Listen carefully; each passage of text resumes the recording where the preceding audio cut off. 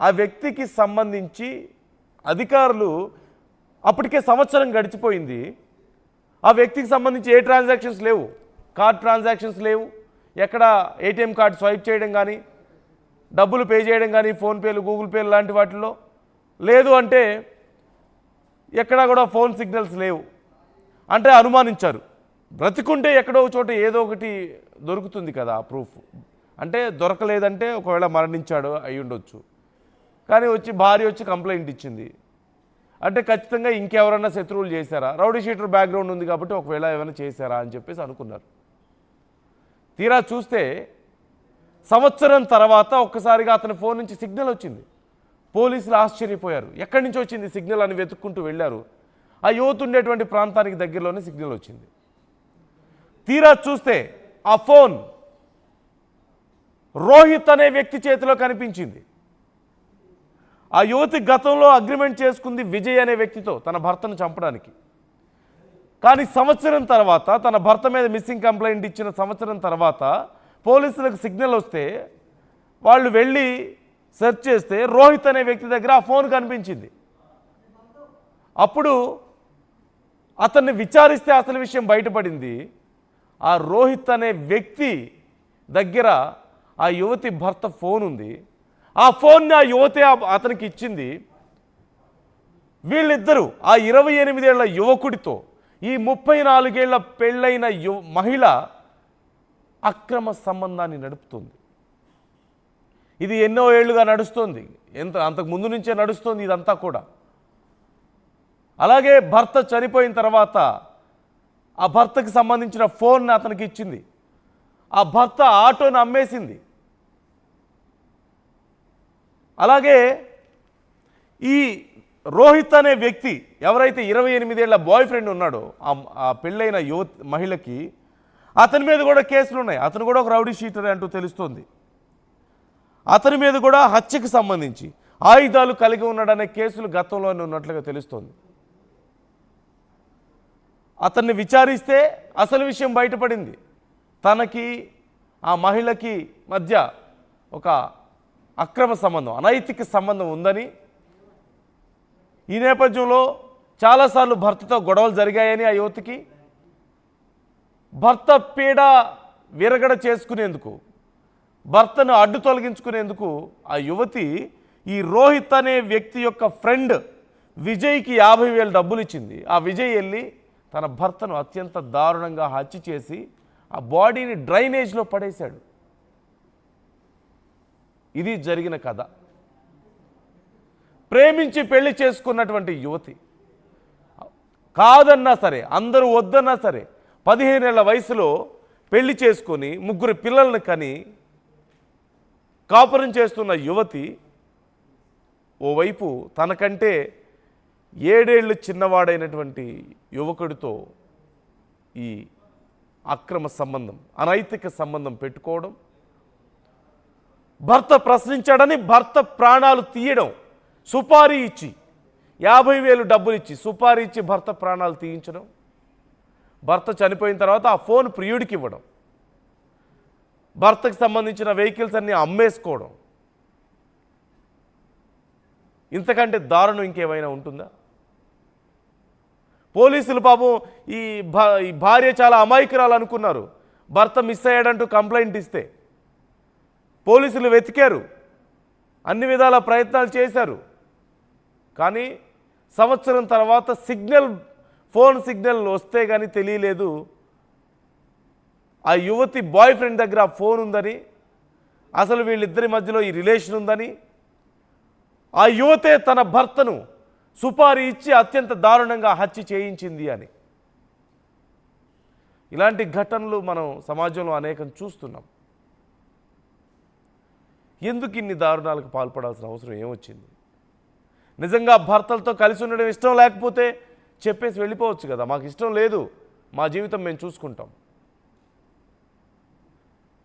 ఈ అనైతిక సంబంధాలలో పడిపోయి పండంటి కాపురాలను నాశనం చేసుకుంటున్నారు, గొప్ప జీవితాలను భవిష్యత్తును నాశనం చేసుకుంటున్నారు. పిల్లల జీవితం ఏమైపోవాలి? ఇప్పుడు 3 పిల్లలు ఉన్నారు, చిన్న వయసు, 14 ఏళ్ల బాబు, అంతకంటే చిన్న 2 ఆడపిల్లలు. వాళ్ళ పరిస్థితి ఏంటి? కన్న తల్లే ఇలాంటి దారుణానికి ఒడిగట్టింది, కన్న తండ్రిని అత్యంత దారుణంగా హత్య చేయించింది, సుపారీ ఇచ్చని తెలిస్తే ఆ పిల్లలు ఎలా భరించగలుగుతారు? వాళ్ళ భవిష్యత్ ఏంటి? వాళ్ళు ఎలా సర్వైవ్ అవ్వగలుగుతారు? ఏమి నేర్చుకుంటారు తల్లిదండ్రుల నుంచి? తండ్రి ఒక రౌడీ షీటర్ అని చెప్పి తెలిసి ఏమి నేర్చుకుంటారు? తల్లే తండ్రిని హత్య చేయించిందని తెలిసి ఏమి నేర్చుకుంటారు? భర్త బ్రతికుండగానే ఇలాంటి అక్రమ సంబంధాలు పెట్టుకుంది అని తల్లి తెలిస్తే ఏమి నేర్చుకుంటారు? ఇంతకంటే దారుణం ఇంకేముంటుంది? వాళ్ళ భవిష్యత్తు నాశనం చేసుకోవడమే కాకుండా, వాళ్ళ ప్రాణాలు పోగొట్టుకోవడమే కాకుండా, వాళ్ళు జైలు పాలవడమే కాకుండా పిల్లల భవిష్యత్తుతో ఆటలాడుతున్నారు. కనీసం బాధ్యత లేనప్పుడు పెళ్లి చేసుకోవడం, పిల్లల్ని కనడం ఎందుకు? వాళ్ళ జీవితాలను నాశనం చేయడం ఎందుకు? అభం శుభం తెలియని చిన్న పిల్లలు కదా పాపం. ఏమి నేర్చుకుంటారు? ఎలా బ్రతుకుతారు రేపు? తల్లిదండ్రులుగా వాళ్ళకు మీరు నేర్పించేది ఏంటి? ఎలాంటి ఎగ్జాంపుల్ సెట్ చేస్తున్నారు మీరు? ఇలాంటి ఘటనలు అనేకం జరుగుతున్నాయి. పదుల సంఖ్యలో ప్రతిరోజు మన దేశంలోనే బయటపడుతున్నాయి.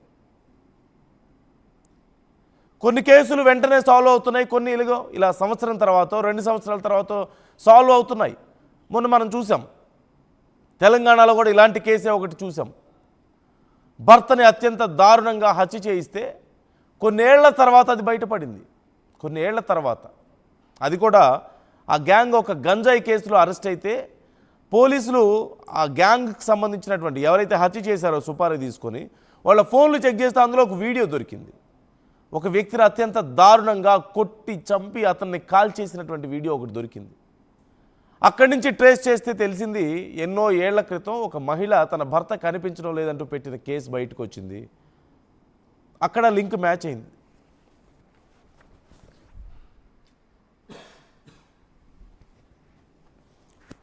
ఇలాంటి ఘటనలు అనేకం, ఇలాంటి దారుణాలు అనేకం. ఈ అంశానికి సంబంధించి మీరు మీ అభిప్రాయాలను వ్యక్తం చేయండి, మాతో పంచుకోండి. మీ అభిప్రాయాలను కామెంట్ చేయండి. ప్రతిరోజు పెరిగిపోతున్నటువంటి ఇలాంటి అనైతిక సంబంధాల వల్ల జరుగుతున్నటువంటి హత్యల్ని ఎలా చూడాలి, ఏం చేయాలి, ఎలాంటి చర్యలు తీసుకోవాల్సిన అవసరం ఉంది ఇలాంటి విషయాల్లో? మీ అభిప్రాయాలను మాతో పంచుకోండి.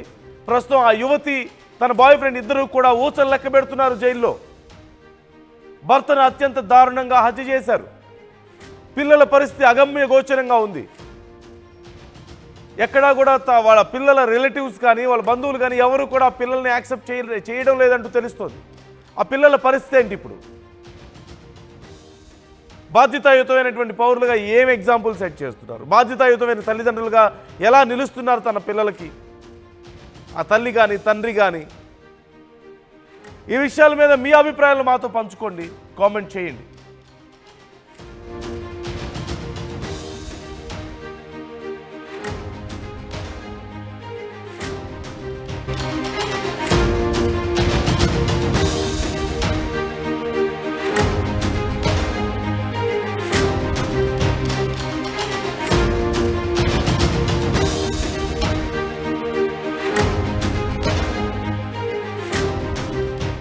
ఆ యువతి వయసు 34, హస్బెండ్ వయసు 42, బాయ్ ఫ్రెండ్ వయసు 28.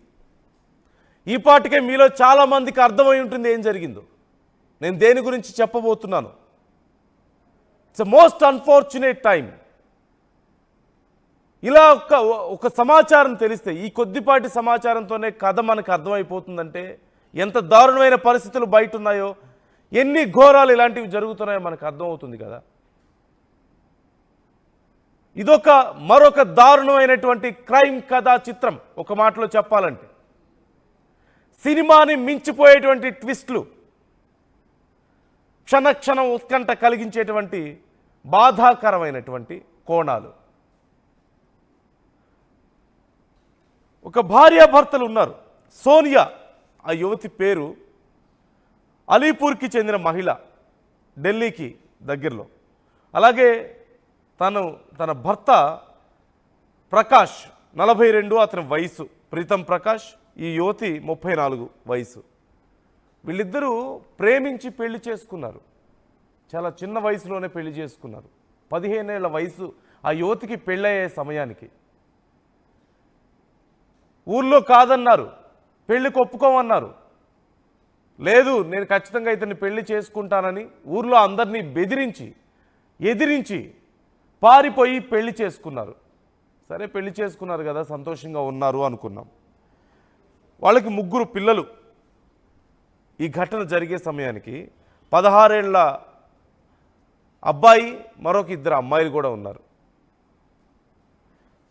అయితే అంత బాగానే ఉంది.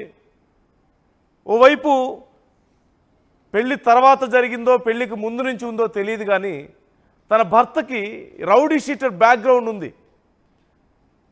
అతని మీద 10 కేసులు ఉన్నాయి. ఉన్న కేసులు కూడా సాధారణమైన కేసులు కాదు. ఆర్మ్స్ యాక్ట్ అంటే ఆయుధాలు కలిగి ఉండడం, నార్కోటిక్ డ్రగ్స్, సైకోథెరపిక్ సబ్స్టాన్సెస్ అంటే మానసికంగా మనల్ని ఇన్ఫ్లుయెన్స్ చేసే డ్రగ్స్ కొన్ని, అలాగే నార్కోటిక్ డ్రగ్స్ ఇవన్నీ కూడా కలిగి ఉండడం, లేదంటే వీటికి సంబంధించినటువంటి కేసులు ఉన్నాయి ఆ వ్యక్తి మీద. ఒక రౌడీ షీటర్ అనే గుర్తింపు ఉంది అతనికి. ఈలోపు 3 పిల్లలు వీళ్ళకి. అంతా బాగానే ఉంది. అతను ఆటో నడుపుకుంటూ కూడా ఉన్నాడు. రౌడీ షీటర్గా అతని మీద కేసులు ఉన్నాయి, డ్రగ్స్ కేసులు ఉన్నాయి, వెపన్స్ కేసులు ఉన్నాయి. ఇలా జరుగుతున్న సమయంలో వాళ్ళిద్దరికీ ఫ్రీక్వెంట్గా గొడవలు అవుతున్నాయి. అదే సమయంలో తాను వాళ్ళ చెల్లి ఇంటికి వెళ్ళింది. అక్కడికి వెళ్ళిన తర్వాత తన భార్యను తీసుకొచ్చుకోవడానికి వెళ్ళిన భర్తకి అక్కడ తనతో గొడవైంది. ఇంటికి రమ్మంటే రానన్నది. సరే అయితే అని చెప్పేసి అతను వెళ్ళిపోయాడు. ఆ చెల్లి మరిదితో ఈ యువతి ఒక అగ్రిమెంట్కి వచ్చింది. నీకు 50,000 ఇస్తాను, నా భర్తను లేకుండా చెయ్యి అన్నది. 50,000 రూపాయలు ఇస్తాను, నా భర్తను చంపే అంటూ ఆ యువతి చెల్లి యొక్క మరదలతో ఒక అగ్రిమెంట్ చేసుకుంది. ఆ 50,000 తీసుకొని ఆ రాత్రికే అతను తన భర్తను అత్యంత దారుణంగా హత్య చేసి ఆ బాడీని డ్రైనేజ్లో వేశాడు. డ్రైనేజ్లో వేసి దానికి సంబంధించిన ఒక వీడియో ప్రూఫ్ని తనకు పంపించాడు, నీ భర్తను నేను చంపేశాను అని. అలాగే ఆ తర్వాత దీనికి సంబంధించి పెద్ద చర్చ జరిగింది. కొన్ని రోజుల తర్వాత అంతా సద్దుమణిగిపోయింది. ఎక్కడో ఏదో ఒక బాడీ దొరికిందని అదే సమయంలో కేసు వచ్చింది. అంతే, ఇక్కడ ఉన్న వాళ్ళకి ఎవరికి ఏం తెలియలేదు. తర్వాత యథాలాపంగా వెళ్ళి తన భర్త కనిపించడం లేదు అంటే ఆ భార్య మిస్సింగ్ కేసు పెట్టింది. పోలీసులు కేసు నమోదు చేసుకున్నారు, దర్యాప్తు చేస్తున్నారు. దొరకలేదు, ఎక్కడ ఏ ఆధారం దొరకలేదు. ఏం చేయాలో అర్థం కాలేదు. పోలీసులు కూడా ఆ కేసును అక్కడితో ప్రస్తుతానికి వదిలేశారు. అంతా సద్దుమణిగింది. సంవత్సరం గడిచిపోయింది. ఒక్కసారిగా ఆ భర్త ఫోన్ నుంచి సిగ్నల్ రావడం మొదలైంది. ఎక్కడి నుంచి వస్తుంది సిగ్నల్ అని చెప్పి పోలీసు అధికారులు ట్రేస్ చేశారు. తీరా చూస్తే ఈ సోకిపట్ అనే ప్రాంతం నుంచి, అదే ఆ యువతి ఉండేటువంటి ఆ యువతికి సంబంధించినటువంటి ప్రాంతం అది. అక్కడి నుంచి సడన్గా సిగ్నల్ రావడం మొదలైంది. ఇదేంటి, చనిపోయిన వ్యక్తి ఫోన్ నుంచి సిగ్నల్ ఎలా వస్తుంది అంటే ఆ వ్యక్తికి సంబంధించి అధికారులు అప్పటికే సంవత్సరం గడిచిపోయింది. ఆ వ్యక్తికి సంబంధించి ఏ ట్రాన్సాక్షన్స్ లేవు, కార్డ్ ట్రాన్సాక్షన్స్ లేవు, ఎక్కడ ఏటీఎం కార్డ్ స్వైప్ చేయడం కానీ, డబ్బులు పే చేయడం కానీ, ఫోన్పేలు, గూగుల్ పేలు లాంటి వాటిల్లో లేదు.